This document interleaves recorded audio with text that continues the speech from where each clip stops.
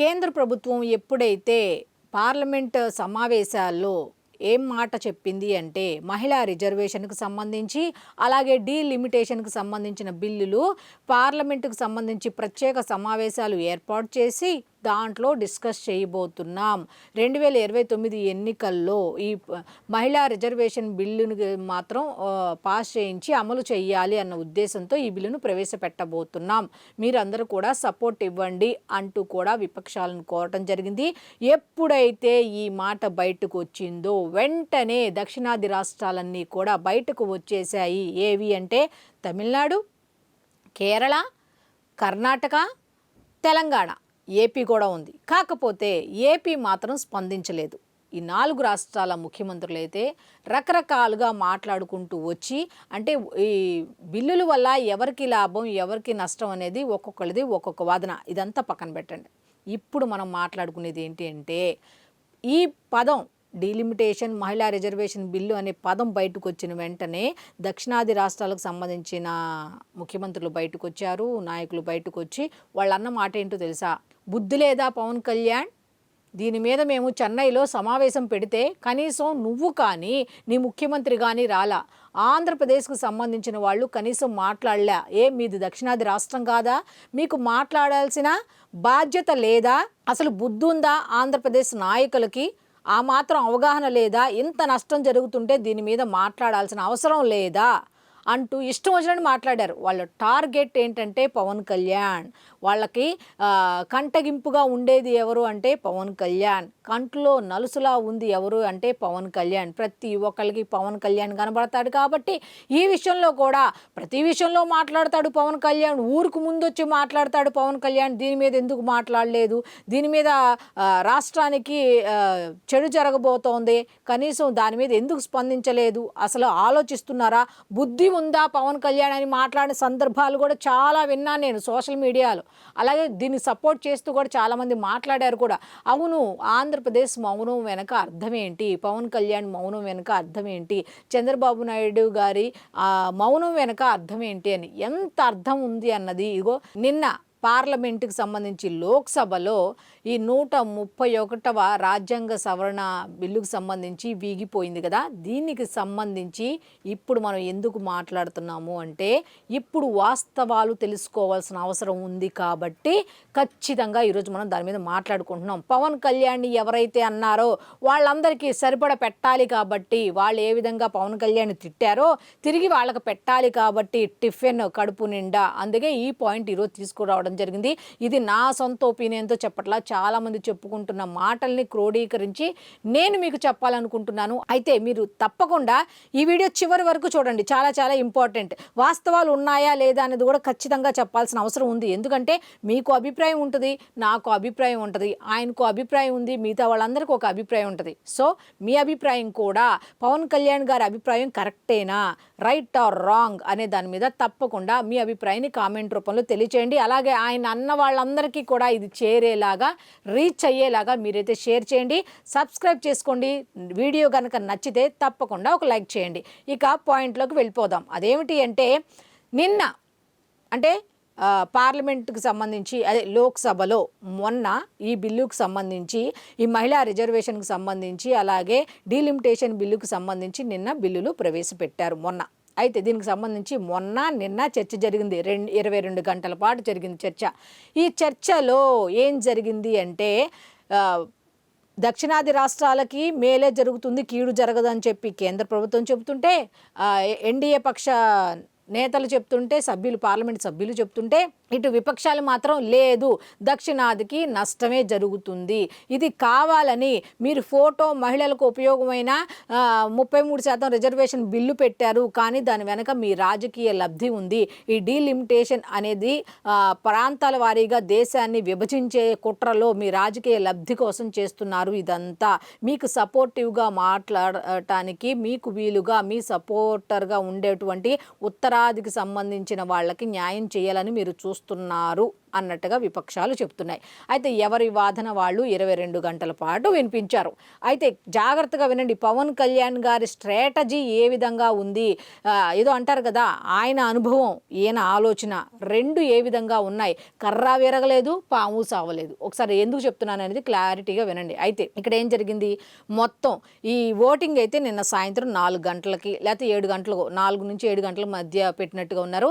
అయితే ఈ ఓటింగ్ పెట్టినప్పుడు మాత్రం ఏం జరిగిందంటే 540 మంది అక్కడ ఉండేది. ఆ సభ్యులు, లోక్సభకు సంబంధించి 540 మంది సభ్యులు ఉంటే దీంట్లో 2/3 మెజారిటీ అయితే అవసరం. అంటే ఎంత, 360 మంది కావాలి.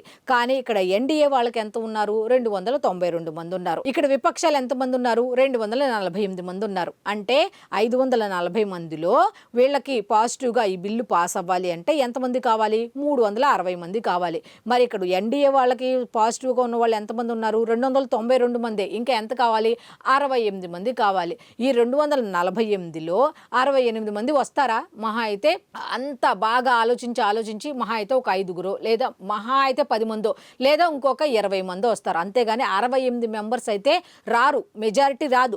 పక్కాగా తెలుస్తోంది, పక్కాగా పాజిటివ్గా అయితే ఎవరు రారు. ఎందుకంటే విపక్షాలు ఆల్రెడీ చెప్తున్నాయి, మేము ఫుల్గా దీనికి రివర్సు, వ్యతిరేకం అని ఖచ్చితంగా చెప్తున్నాయి. మరి ఇటువంటి సందర్భంలో పవన్ కళ్యాణ్ గారు, ముఖ్యమంత్రి నారా చంద్రబాబు నాయుడు గారు తీసుకున్న డెసిషన్, ఏం మాట్లాడొద్దు, మనం చేయాల్సిన పని మనం చేసుకుంటూ వెళ్దాం అని ఎందుకు అన్నారు, ఎందుకు దీని మీద మాట్లాడలేదు అంటే కూటమిలో ఉన్నారు. ఒక పాయింట్, ఆ కారణాలు ఏంటో ఒక్కొక్కటి తెలుసుకుందాం. దాంట్లో ఫస్ట్ పాయింట్ ఏంటంటే కూటమిలో ఉన్నారు. ఇప్పుడు ఆంధ్రప్రదేశ్ ఇప్పుడిప్పుడే డెవలప్ అవుతూ వస్తోంది. ఎవరి వల్ల, కేంద్ర ప్రభుత్వం కూడా సహాయ సహకారాలు అందిస్తోంది.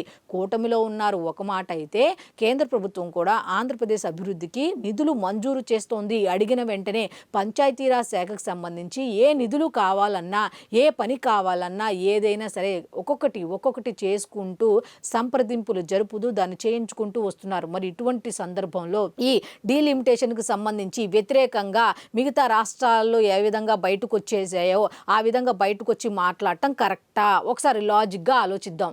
మనకి కేంద్ర ప్రభుత్వంతో పని, దానికి రివర్స్గా వెళ్తే ఏం జరుగుతుందో తెలుసు, ఆల్రెడీ చూస్తున్నాము. అక్కడ ఏం జరుగుతోంది, ఇక్కడ ఏం జరుగుతుంది అనేది ప్రతిదీ కూడా ఏమంటున్నారు, ఆంధ్రప్రదేశ్కి అన్ని ఇస్తున్నారు, మాకు ఇవ్వట్లేదంటే మీరు సఖ్యత లేకపోవటం వల్ల మీకేం జరుగుతోంది, సఖ్యత ఉండటం వల్ల ఇక్కడేం జరుగుతుంది అనేది ఆల్రెడీ సామాన్య ప్రజలకు కూడా అర్థమవుతున్న విషయం. ఇటువంటి పరిస్థితుల్లో కేంద్ర ప్రభుత్వంతో సఖ్యంగా ఉండటం అవసరం, కానీ వాళ్ళకి రివర్స్ వెళ్ళటం కరెక్ట్ కాదు అనేది ఒక పాయింట్. ఇంకొకటి ఏంటంటే, ఇక మహిళా రిజర్వేషన్ బిల్లుకు వస్తే, మహిళా రిజర్వేషన్ బిల్లుకు సంబంధించి ఎన్డీఏ ప్రభుత్వం ఏం చెప్తుంది, మీరు మహిళలకి సముచిత స్థానం కల్పించాల్సిన ఉద్దేశంతో సపోర్ట్ చేయండి, మేమైతే ఆ బిల్లును తీసుకొస్తున్నాము అని ఎన్డీఏ ప్రభుత్వం చెప్తే, విపక్షాలు ఏం చెప్తున్నాయి, లేదు మీరు రాజకీయ లబ్ధి కోసం ఇదంతా చేస్తున్నారు అని. ఆల్రెడీ నరేంద్ర మోదీ గారు ఏం చెప్తున్నారు, మీరు ఒకవేళ మహిళా బిల్లుకు రివర్స్ అయ్యి మీరు కనుక వ్యతిరేకంగా ఉంటే అది మాకు పాజిటివే. ఒకవేళ మీరు లేదు ఈ బిల్లు ఆమోదానికి మీరు ఓకే అనుకున్న వాళ్ళు ఓకే చెప్పి మెజారిటీ, ఒకవేళ 2/3 మెజారిటీ వచ్చినా ఓకే అయిందనుకోండి, అది కూడా ఎవరికి పాజిటివ్, వీళ్ళకే పాజిటివ్, బీజేపీ వాళ్ళకే పాజిటివ్. పవన్ కళ్యాణ్ గారు కూడా మహిళలకు సంబంధించి సముచిత స్థానం అన్నిట్లో కల్పించాలన్న ఉద్దేశంతో ఉన్నారు కాబట్టి ఖచ్చితంగా స్వాగతించే తీరుతారు. మహిళా రిజర్వేషన్ అంటే మహిళలకు సముచిత స్థానం కల్పించడం కాబట్టి దాన్ని స్వాగతించి తీరాల్సిందే కాబట్టి స్వాగతించారు, దాని మీద ఏం మాట్లాడాల. కాకపోతే బీజేపీ చాలా తెలివిగా ముందుకు వెళ్ళింది. ఎలాగా, బిల్లు ఆమోదింపబడినా క్రెడిట్ వీళ్ళకే, రిజెక్ట్ చేసినా క్రెడిట్ వీళ్ళకే. కాంగ్రెస్ ఏమని ప్రశ్నించింది, ఇప్పుడు ఆల్రెడీ తమిళనాడు, పశ్చిమ బెంగాల్లో ఎన్నికలు జరుగుతుంటే అత్యవసర పార్లమెంట్ సమావేశాలు పెట్టి చర్చించడం అంత అవసరమా అంటే అవసరమే. మీరు రిజెక్ట్ చేస్తే అదే జనాల్లోకి వెళ్తుంది, మీరు కనుక ఓకే చెప్పారనుకో అది కూడా బీజేపీ వల్లే సాధ్యమైంది అనేది కూడా జనాల్లోకి వెళ్తుంది.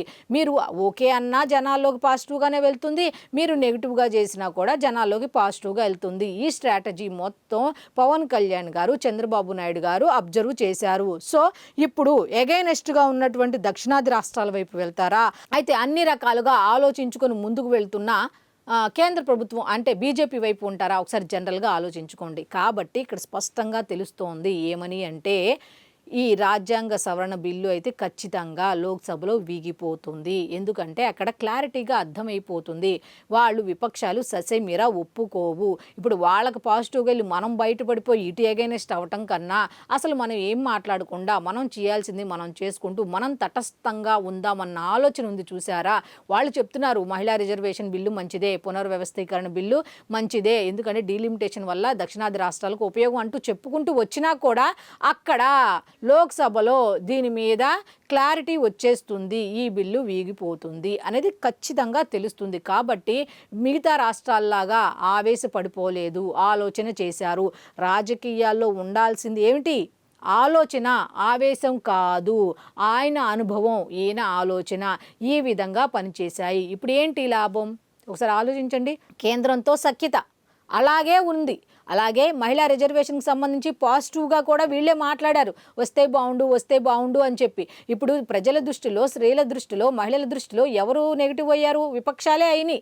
దక్షిణాది రాష్ట్రాలు పాజిటివ్ మాకు నష్టం అని వాళ్ళు చెప్పడం వల్ల ఈ బిల్లు ఇట్లా ఈ విధంగా వీగిపోయింది అన్నట్టుగా వాళ్ళు చంకలు గుద్దుకుంటున్నారు. కానీ నెగిటివ్ అంతా కూడా జనంలోకి ఆల్రెడీ వెళ్ళింది. దీన్ని ఇంకా తీసుకువెళ్ళి నెగిటివ్గా ఇంకా తీసుకువెళ్ళే ఉద్దేశంలో అయితే బీజేపీ ఉన్నట్టుగా తెలుస్తోంది. అయితే ఈరోజు కూడా ఏదో కేంద్ర కేబినెట్ సమావేశాన్ని ఏర్పాటు చేశారు.